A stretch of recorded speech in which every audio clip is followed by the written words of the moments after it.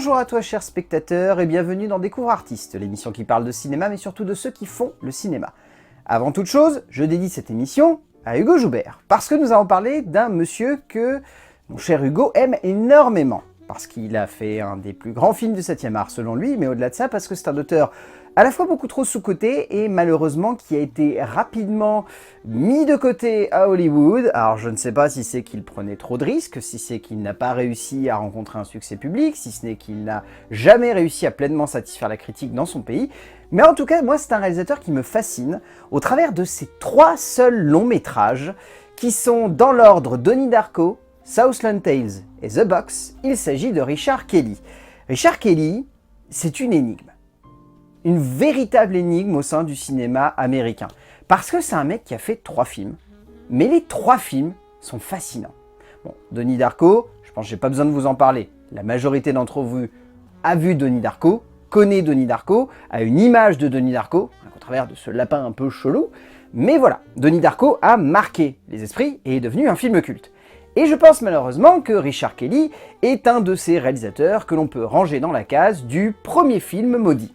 C'est-à-dire que, comme Neil Blomkamp, c'est un premier film qui rencontre un tel succès que tout ce qu'il fait derrière ne fait que décevoir. Et ça me fait de la peine.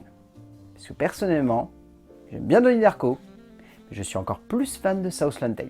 Southland Tales, c'est une énigme.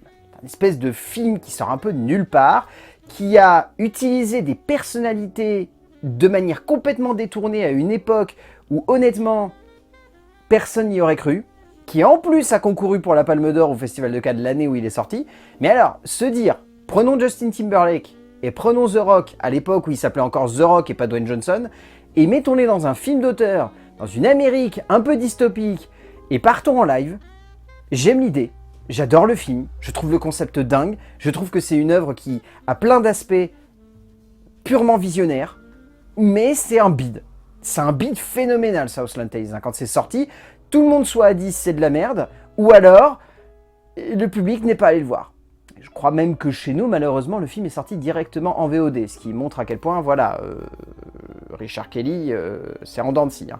Parce que le film juste après, donc The Box, moi c'est un film que j'attendais beaucoup parce qu'à l'époque, c'était un des rares bouts de bouquins que j'avais lu. Parce que honnêtement, je suis pas un grand lecteur, en tout cas je n'étais pas à cette époque-là.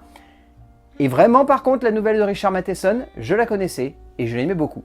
Et je me demandais ce que Richard Kelly allait en faire. Le résultat est très perturbant, mais je trouve est fascinant. C'est un film qui use de codes à l'américaine de manière très intelligente et en plus se permet de les détourner pour livrer un film qui exploite une nouvelle de la meilleure manière qui soit, c'est-à-dire en laissant libre cours à l'imagination d'un auteur pour aller beaucoup plus loin que simplement une surface. Richard Matheson étant un roi du mystère et du suspense, il a réussi, Richard Kelly, à propulser cette petite nouvelle vers quelque chose d'encore plus énigmatique, d'encore plus profond et d'encore plus intense. Mais, pareil, énorme bide, personne n'est allé voir le film, ça n'a pas rencontré de succès, bref, c'était une catastrophe. Et depuis, rien. Quelques petites productions, des pubs, des films, mais rien de concret. Et j'attends toujours le retour de Richard Kelly. On n'arrête pas de nous le teaser. Il a adapté plein de trucs en scénario, mais ça n'a pas été retenu. Il a proposé des films, ça n'a jamais été abouti.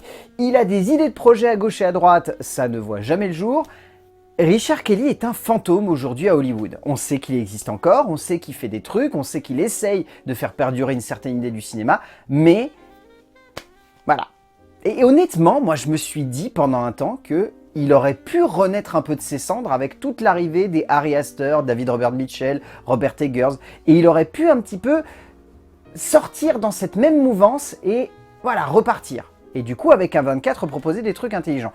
Je parie ce que vous voulez que le prochain film de Richard Kelly sera produit par A24. J'en suis quasiment sûr à 77%, pour être très précis.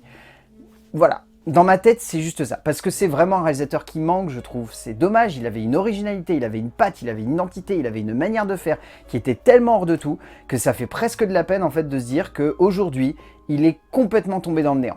J'espère vraiment que c'est pas le cas, et j'espère que la majorité d'entre vous connaissent Richard Kelly. Si c'est pas le cas, comme d'habitude, cette émission est là pour vous pousser à aller vous intéresser au travail qu'il a fait. Il a aussi écrit des scénarios. pas toujours très intelligents. J'ai en tête le Domino de Tony Scott qui est une vraie expérimentation graphique, mais un truc un peu trop perché en termes d'écriture et je trouve pas très adroit. Mais voilà, il y a des petites fulgurances des fois et Richard Kelly s'est frotté à plein de choses. Mais ouais, je vous invite encore une fois à aller découvrir le travail de Richard Kelly. Je pense que vous pourriez bien y trouver votre compte. Et selon moi, c'est un réalisateur qui ne doit pas être résumé à Donnie Darko. Southland Tales et The Box sont tout aussi passionnants. Avec ça en tête, je vous laisse les clés en main pour découvrir le travail de Richard Kelly. Et comme d'habitude, n'oubliez pas ce que je dis à chaque fois à la fin de cette vidéo. La semaine prochaine, nous allons découvrir un artiste, mais surtout, nous allons découvrir ce qu'il a à nous dire du cinéma.